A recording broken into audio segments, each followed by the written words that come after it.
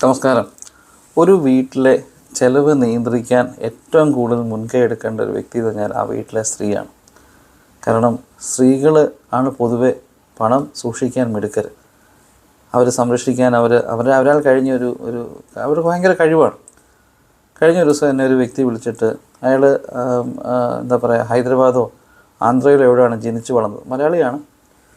അയാൾ നാട്ടിലേക്ക് തിരിച്ചു വരികയും അയാൾക്ക് ശരിക്കും മലയാളം സംസാരിക്കാൻ അറിയത്തില്ല, വളരെ ചെറുങ്ങനെ പറക്കി പറയുന്ന മലയാളമാണ്.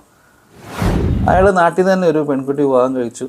എന്നോട് പറഞ്ഞു പാസ്പോർട്ടിനകത്ത് ഈ നമ്മുടെ ഏജ് ചേഞ്ച് ചെയ്തിട്ട് 18ാമത്തെ വയസ്സ് ഗൾഫിൽ പോയ മനുഷ്യനാണ്.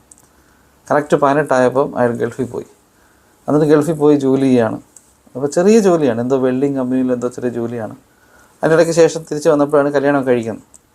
അങ്ങനെ കല്യാണം കഴിച്ച് ഭാര്യയുടെയിലേക്ക് ഈ കാശൊക്കെ ഇങ്ങനെ നാട്ടിൽ നിന്ന് അയച്ചു കൊടുക്കുന്നുണ്ട്.